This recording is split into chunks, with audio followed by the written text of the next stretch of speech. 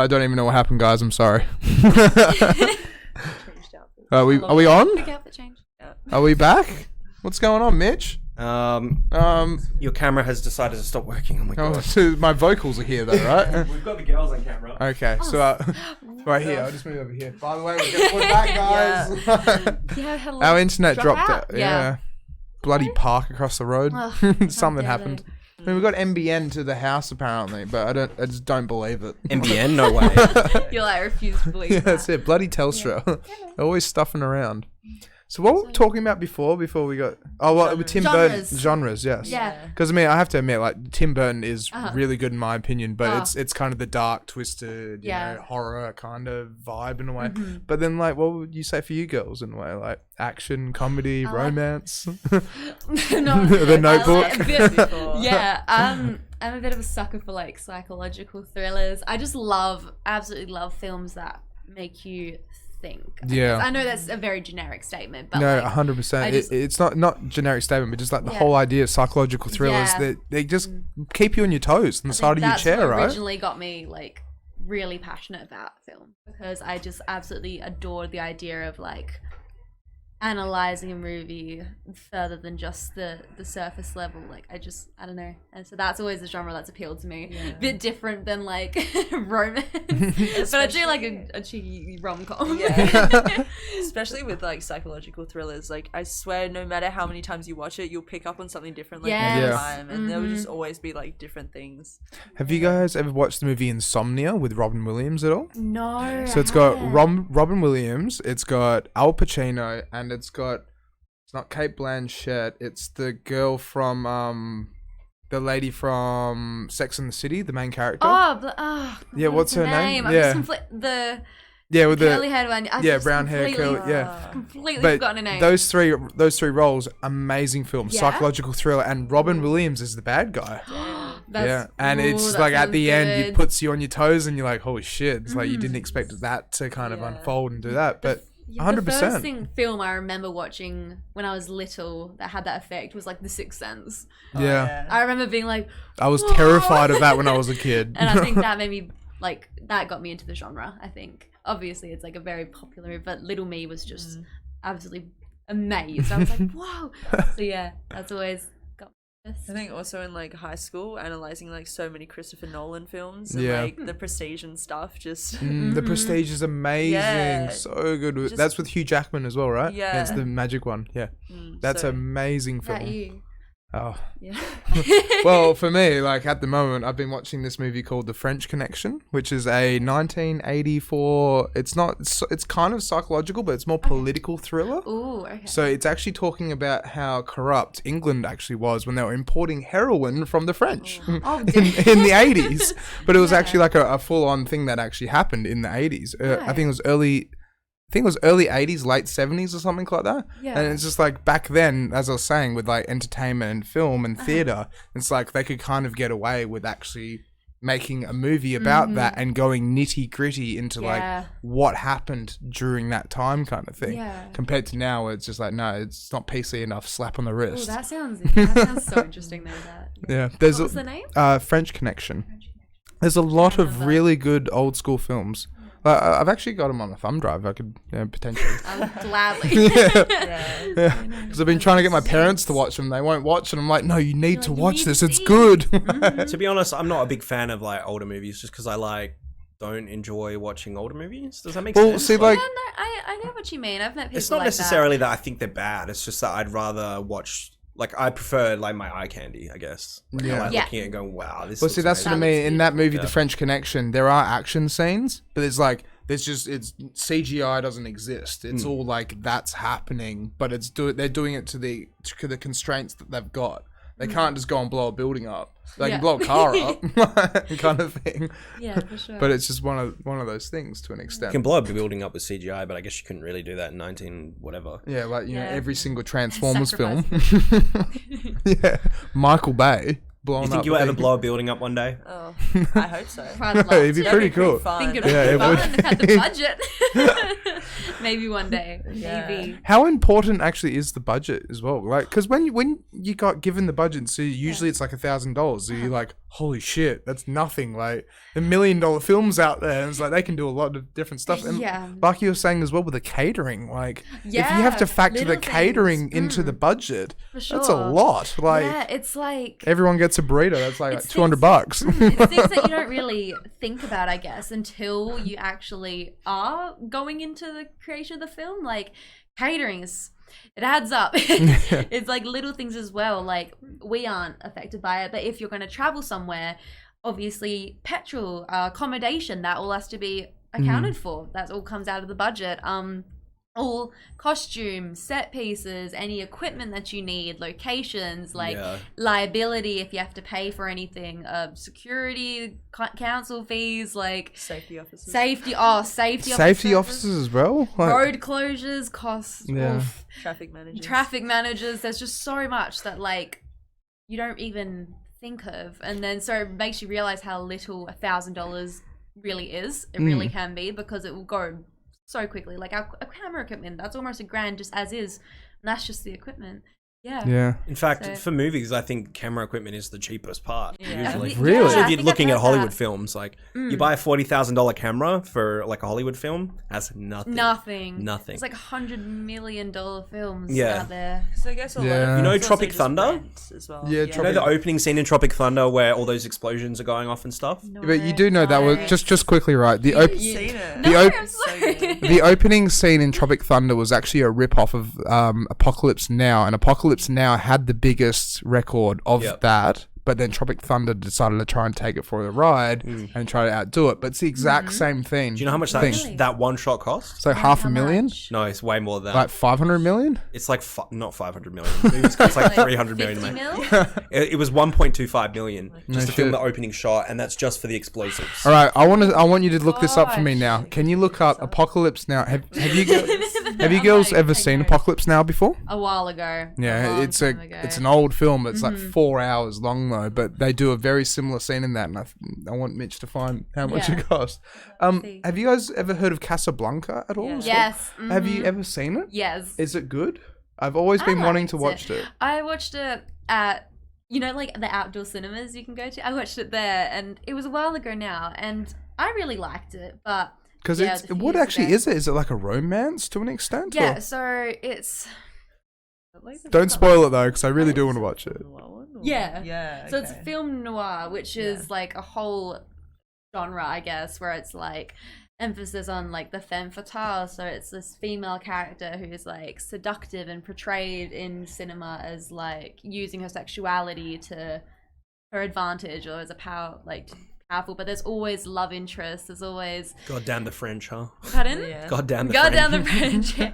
But I can't. It's always like she's dooming the men. Yeah, the femme fatale character is always like the sexually promiscuous, trying to doom the man, trying to We're not even trying to all the time. It just happens. Yeah, so obviously that's it just happens. Have you seen? You haven't seen? No, I really want to watch it though. It's good. Because I've just been told it's like a piece of like theatre or cinema history, basically. It's a film that a lot of people study, if that makes sense. So it's like one of those films that's always put up there as like, the top 10. Yeah, because I've been told as well, it's like no matter what, like you could have watched it in the 90s, you could have, because when did it come out? In the 60s or something like that? Maybe the 70s? Don't quote me, but I think like the 50s, 60s? Oh, I guess film noir is from like the 50s. Yeah, and that's what I mean. I've been told that it's like you could watch it in the 90s, you could watch it in 2000s, you could watch it now, and it still holds up. It's definitely one of those films that like transcends the ages, and you watch it and you're aware obviously that it's a film made quite a while ago, but it's not so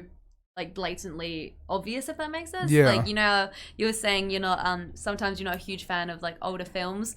Have you ever watched an older film and you're like the only thing you can think of is like, wow, these effects are so bad, or like exactly. Which is why I stay away from them. Yeah, this is one of those films that you just are very immersed in the film. It's not even that they're bad, because a lot of these movies are like transformative in nature, like they push the envelope back then, but now it's just like we can literally create somebody, a robot who looks identical, like It's a CGI character that looks like you know what I mean. Yeah, that's exactly it. It's like we could like the original Nightmare on Elm Street. Yeah, and it's just it looks like more of a comedy now, just because of like it's the same thing with Jaws as well. Yeah. Like you watch the original Jaws, gosh, it's like that's shark. literally just plastic. It's not a shark. Godzilla. Yeah, Godzilla. Yeah. The little monkey. Oh, but back then, yeah, it's because I guess that's when their technology was at. So it's like people never saw like what we have now. Yeah, it shows how far like technology really have come yeah. and how crazy and how we've adapted, like how the viewer has adapted to all of this as well, because you can't just, I guess if you did any of that now, everyone would be like, oh, that's so boring. Who was who's that famous director who did Psycho?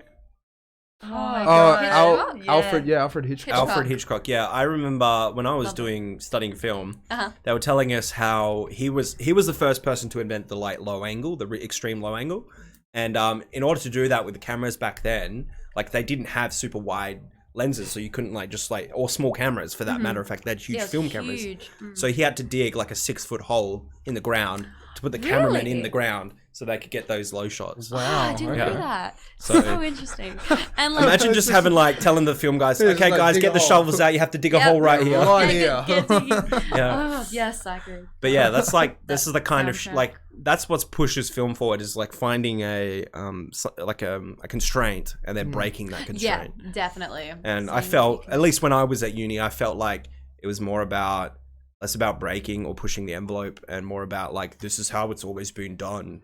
You know what I mean? Yeah, definitely. There's a lot of a lot of theory units, which I mean, I love analyzing films, so it's interesting. But yeah, I do Oh, come on, you can be honest. No, honestly, wait, is your lecturer going to watch this? I'm one of those people who I actually quite like just analyzing movies, but you get a lot of films where there's that that mindset of well, this is how this was done then, and this is what is good, even if you don't necessarily view it that way. Does that make sense? Or so I see where you're coming from. Yeah. It's more like sticking to the rules, but they always say as long as you know the rules, you know how to break them. And you can kind of use them to your advantage to kind of experiment and try and get different stuff. Yeah. Well, that's exactly it as well. It's they're just guidelines to an extent, I would say, because it's with almost anything. It's how this guy tries to. It's you've told me. It's with my DJing, you've never seen anyone do it the way I do it. But it's just I just followed the guidelines. I followed the basic rules and just do my own thing. But then with that, it's there is no right or wrong.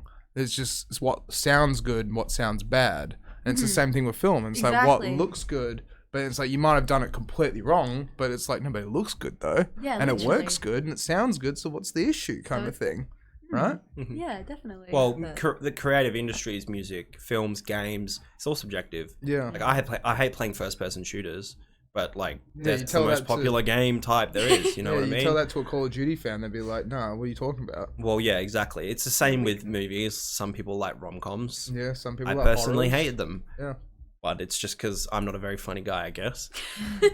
You're not supposed to laugh at that. I said I'm not a funny guy. Yes, you are. Some people just can't go wrong with the classic rom-com. But I do see why some people are just this is absolute. Just quickly, what actually is a rom-com? I've been sitting here silent over really? Is it romantic comedy? Oh, sorry. Yeah, I had no idea. Sorry. What the proposal is that? Yeah, I'd say. Or the Wedding Crashers and stuff like that. Bruce Almighty. Yeah, Bruce Almighty. Anything with Adam Sandler. A lot of the time. Yeah, Bruce Almighty. Yeah, definitely. Yeah. Just one of those the movies they often cater Twilight. That's a rom-com. That makes sense. Yeah. The sit down with the family and it's gonna have a happy ending. I don't know if I'd want to watch a rom-com with the family though. No, you're not wrong. Because some of them, but definitely. I'm gonna let this cat out of the room. I wanted to ask as well. Have you guys had much to do with Whopper at all?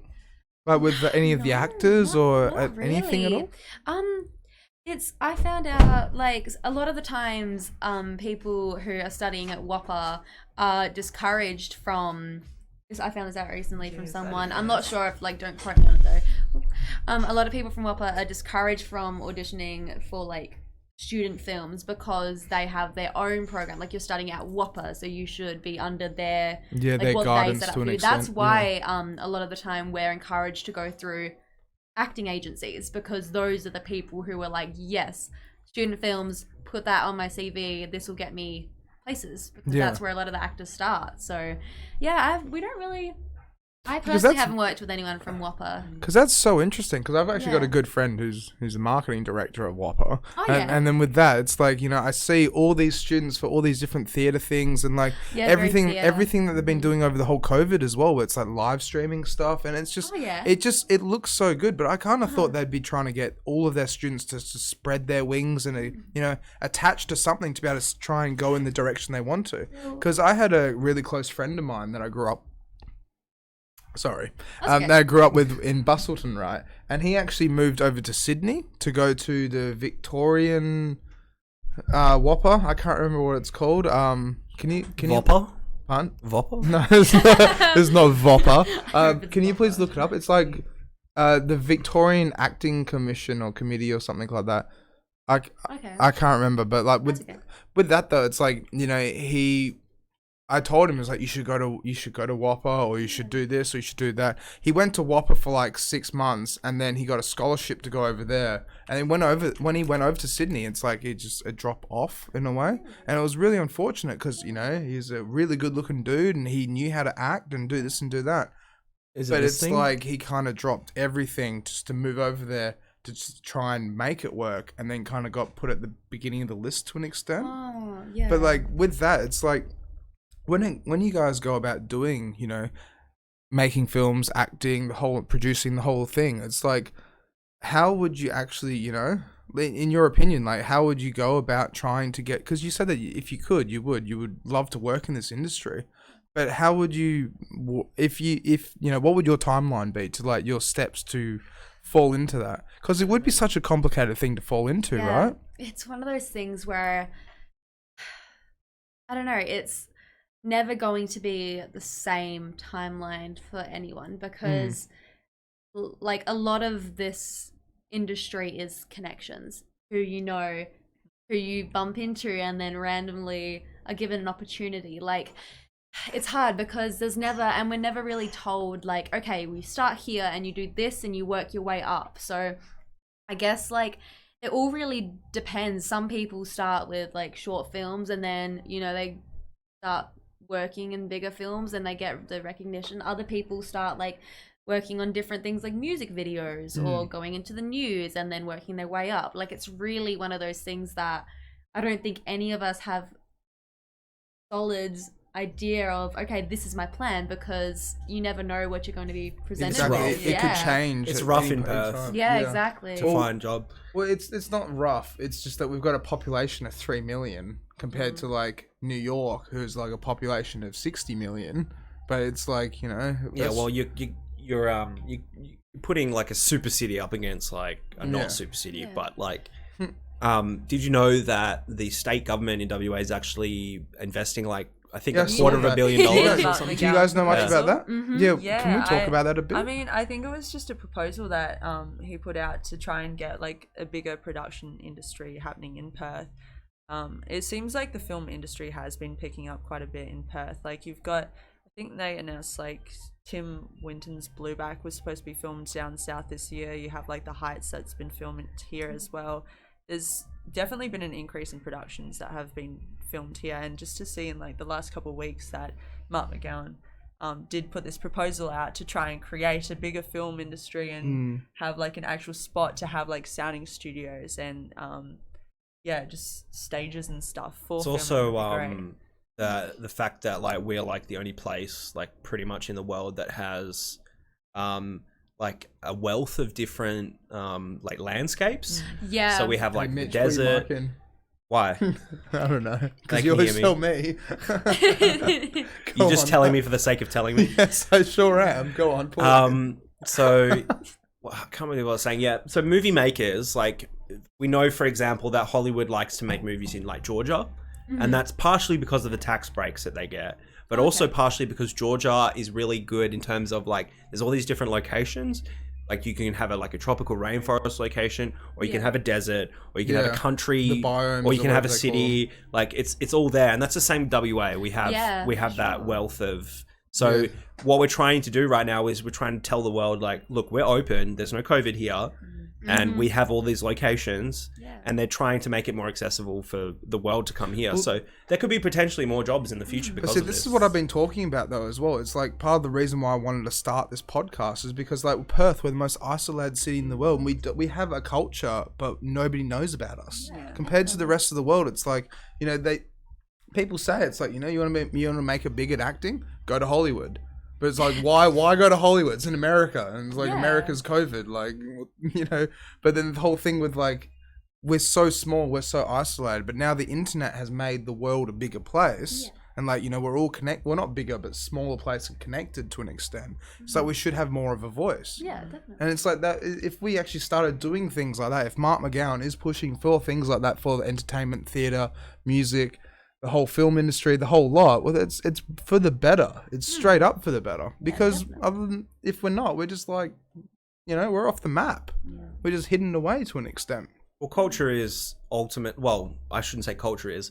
Society is a reflection of our art and culture. Yeah. And obviously the movie, music, entertainment, nightlife, live bands, all this kind of stuff, it all goes into creating the population and the zeitgeist of the period, because ultimately art has always been a way to, I guess, make people question like their surroundings and like their environment and stuff. Like you're making a movie about mental health, and that's going to help normalize that. It might be a small film, you know, or maybe only, you know, 500, 1,000 people see the film, but that's 500, 1,000 people who have now been pushed that little bit further to normalize and so that's the same with just about every, you know, music, video games, whatever. You know, video games might be violent, but they're showing you the other side of the coin.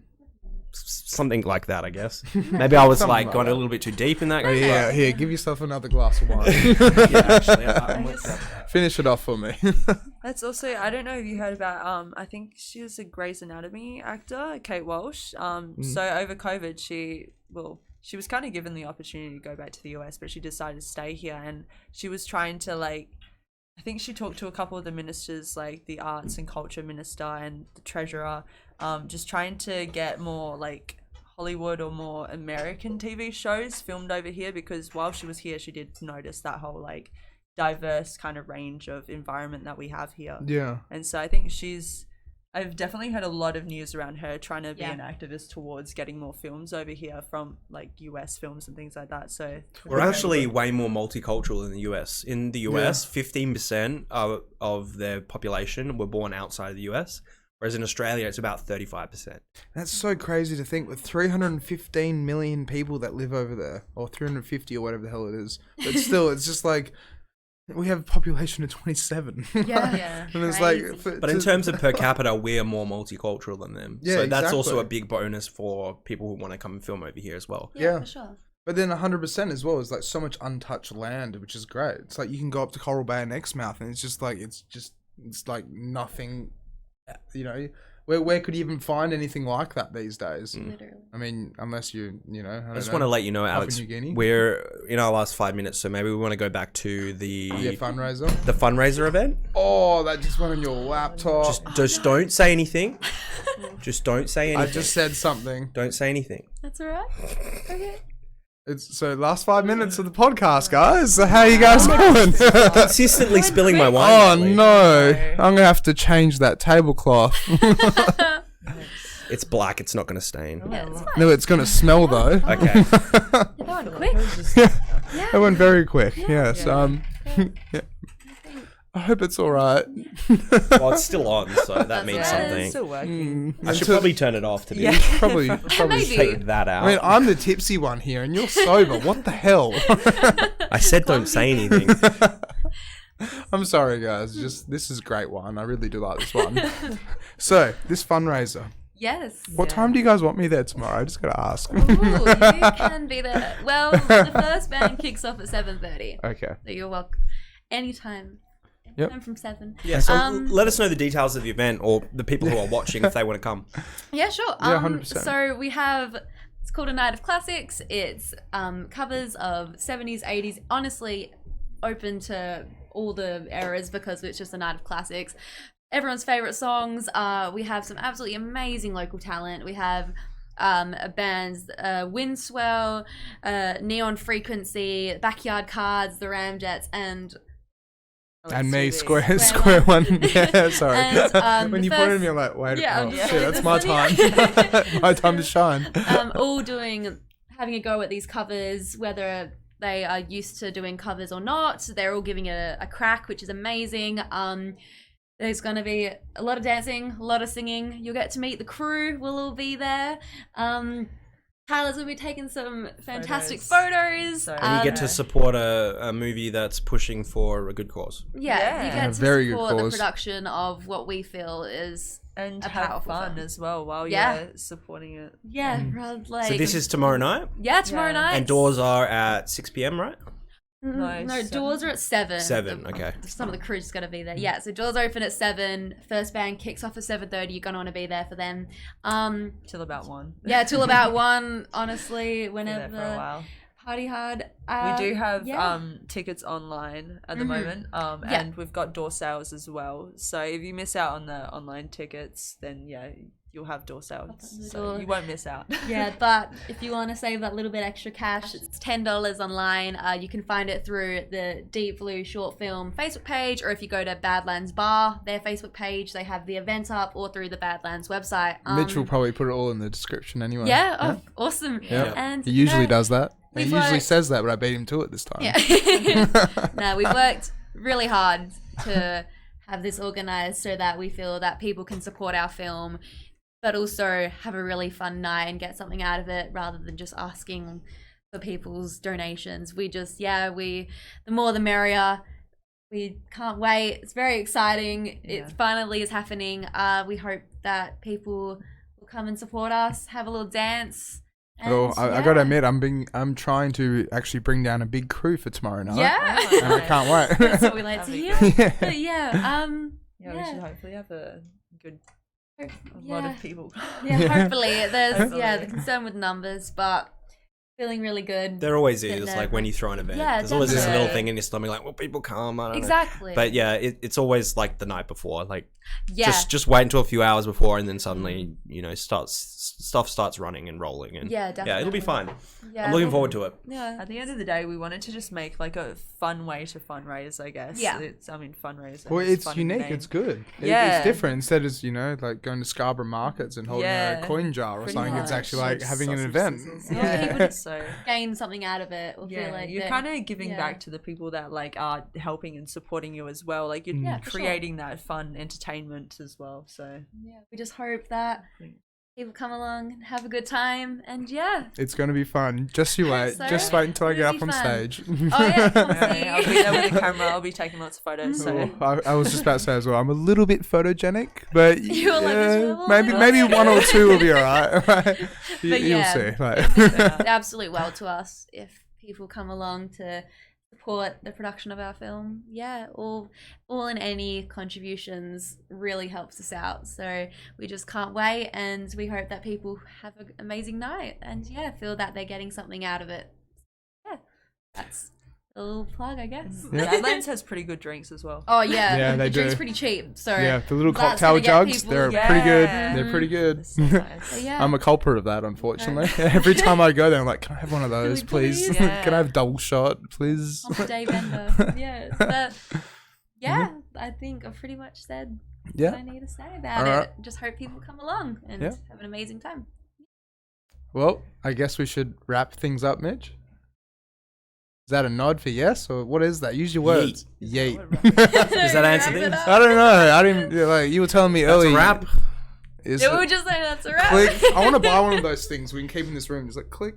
What are those things actually called? Slates. They're called a slate. Yeah. Okay. So if I Google or go on eBay and just look up slates. Movie slate. Yeah. 100. Yeah, definitely. It's fun. I love clapping them. I'm buying one of those just for this room. Yeah. Between each take. That's exactly have them on it. set, And then every time our internet drops out, I'll be like, click, we're ready. Stop. All right. Well, thank you so much, Charlie, for coming on. Thank you, Tyler. Thanks. Thank you for having us. This has been great. This has been good. Like, we've talked about quite a lot of stuff, and I thought you just dropped the fucking glass again. was about to say, goddamn, Mitch, what are you doing? Okay. Thank you for having us. We really appreciate it. No, we appreciate you coming on and talking about films and what you guys do. Yeah. Well, I've learned a lot, I have to admit. And I didn't actually stay as silent as, it was good. It was good. And you didn't have to ask big brain questions tonight as well, Mitch. Did I? Well, you asked like one. I said a lot of big brain things, I think, but it just sort of came out as a bit like... you can't flatline. Like, I was up here, you were down here tonight. Okay, so this is 42, right? And next week, we've got Katie Banks coming on. It's going to be extremely exciting and good. I'm going to talk about all things Magnet House and everything that's happening and the new industry night, hospitality night that's coming up on the Monday night. I think she's calling it Barcella. Yeah, Barcella with 35 DJs. No, with Katie Banks and Co. Banks and Co. Sorry, I've been drinking wine. Yes. We're going to be drinking a lot of wine that night too. So. Oh yeah, because it's Shiraz night, isn't it? Yeah. Ooh. Yeah. So Katie actually informed us that she wants to have a Shiraz night. So we've gone out and bought 4 bottles of Shiraz to drink over the whole course of 1.5 hours. Fun. Amazing. Yeah, it's gonna be interesting. Stay tuned for that next week. I might need a bucket, but we'll see how we go though. All right, and don't forget, like, share, and subscribe. Otherwise, he's going to kill me. Right? Legit, he will tan my ass. All right. So, thank you guys. We'll see you next week. Bye. Bye.